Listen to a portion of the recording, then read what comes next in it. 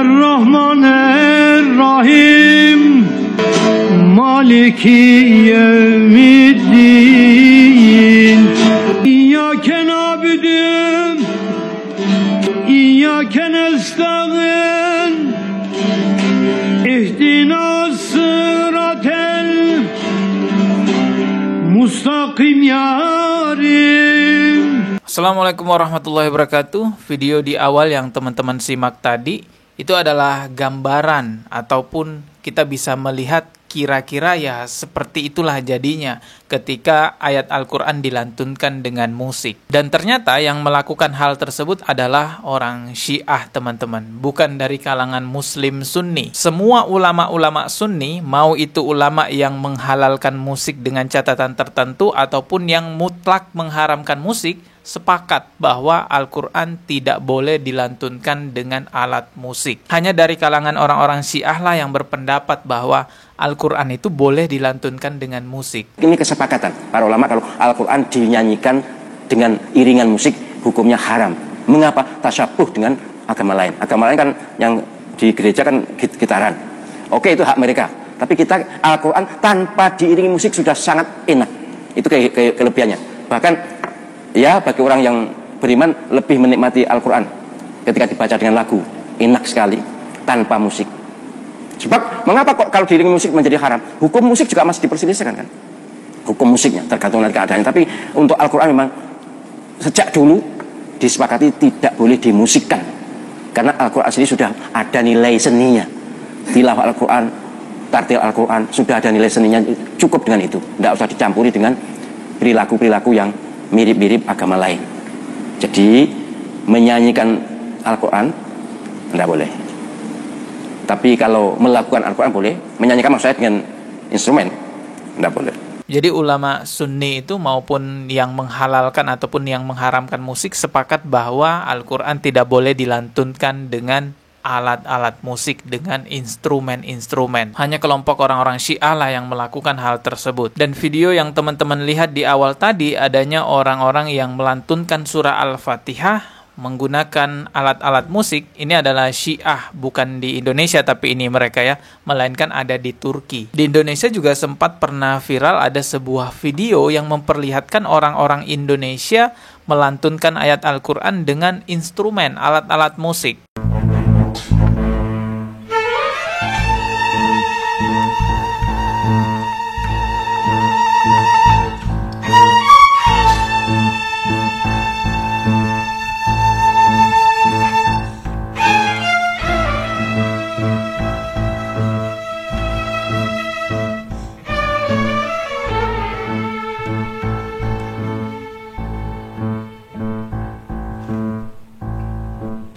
A'udzu billahi minasy syaithanir rajim.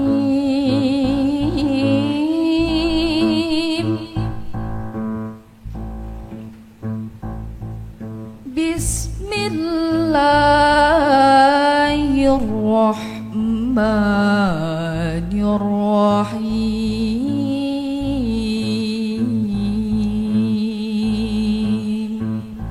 Kalau video yang Indonesia tadi kita lihat orang-orangnya itu saya nggak paham apakah mereka orang Syiah ataupun bukan. Yang jelas kalau dari kalangan ulama Sunni tidak ada yang memfatwakan boleh melantunkan Al-Quran dengan alat-alat ataupun dengan iringan-iringan musik. Apalagi kalau ulama Sunni yang dari kalangan salaf teman-temannya nggak akan memperbolehkan hal-hal tersebut. Jadi memang Al-Quran itu dipisahkan jauh dengan musik teman-temannya. Ini bukan masalah musik itu halal atau haram ya. Saya bukan mempersoalkan ataupun memperselisihkan para ulama yang mengatakan musik haram, yang mengatakan musik halal. Bukan itu poinnya teman-teman. Tapi yang kita lihat di sini bahwa memang Al-Quran itu dipisahkan jauh dari musik, dari alat-alat musik. Bahkan ketika seorang santri yang mau menghafalkan Al-Quran itu biasanya menghindari untuk mendengarkan musik. Bukan karena beranggapan bahwa musik itu halal atau haram, terlepas dari itu teman-teman ya. Para santri yang mau menghafalkan Al-Quran biasanya menghindari musik karena memang takut hafalannya hilang. Ya faktanya memang musik itu bisa melalaikan orang-orang. Masya Allah, santri kami sedang antri untuk vaksin. Qadarullah, Masya Allah, di tempat vaksin ini ada suara musik. Agak lihat santri-santri kami menutup kupingnya agar mereka tidak mendengar suara musik ini.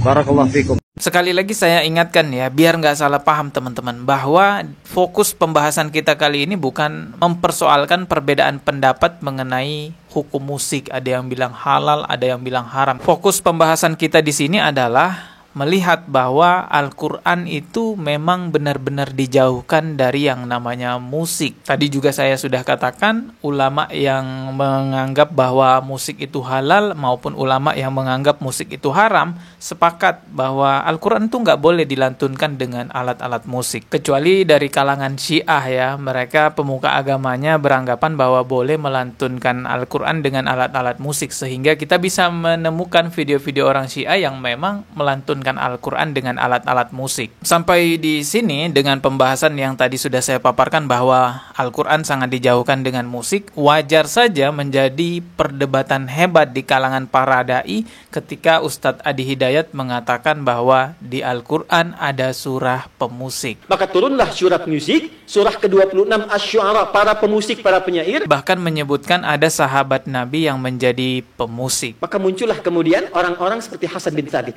Dia keluarkan syair Islami dan diangkat oleh Nabi menjadi syairun Nabi, pemusik di samping Nabi. Nah, ini menjadi perdebatan hebat teman-teman ya, sampai-sampai yang mengkritik Ustadz Adi Hidayat katanya mau dilaporkan ke polisi. Jika dalam waktu 2 kali 24 jam sejak Rabu 8 Mei 2024 Ustadz Mufli Sapitra tidak meminta maaf, maka pimpinan wilayah Pemuda Muhammadiyah Sumatera Utara akan membawa persoalan ini kerana hukum yang berlaku di Negara Kesatuan Republik Indonesia. Terus terang saya melihat kayak rada aneh gak sih ya ketika Ustadz Mufli yang mengkritik Ustadz Adi Hidayat mau dilaporkan ke polisi, teman-teman. Sebenarnya ini bisa menjadi pembelajaran yang luar biasa bagi kami-kami nih yang awam seperti saya. Kenapa tidak dibuka saja dialog, dipertemukan antara Ustadz Mufli dengan Ustadz Adi Hidayat dan disiarkan secara langsung agar kami-kami ini yang awam bisa melihat dan bisa belajar. Oh, ini yang benar, oh ini yang salah. Saya rasa nggak tepat sekali kalau dimasukkan ke ranah kepolisian. Teman-teman, berbeda pendapat itu wajar saja ya. Berdebat sekalipun, berdebat hebat sekalipun itu wajar saja. Dan jangan diartikan bahwa itu bermusuhan. Begitupun juga saya, ketika saya mengkritik seseorang di channel ini, bukan berarti saya membencinya. Karena memang kita sebagai sesama umat Islam ya memang wajib mengingatkan satu sama lain. Makanya saya bilang tadi ya pertemukan aja antara Ustadz Mufli dengan Ustadz Adi Hidayat. Ya mungkin Ustadz Adi Hidayat yang keliru bisa jadi. Atau mungkin Ustadz Mufli yang keliru bisa jadi. Dengan dipertemukan itu kan kita bisa lihat nih, sebagai orang awam seperti saya bisa tahu. Oh, saya ikut yang ini. Oh, saya yang ikut yang ini. Ya, itu pendapat aja sih dari saya dan semoga video ini bermanfaat. Ketemu lagi di video berikutnya. Subscribe dan juga loncengnya ditekan sebagai notifikasi. Wassalamualaikum warahmatullahi wabarakatuh.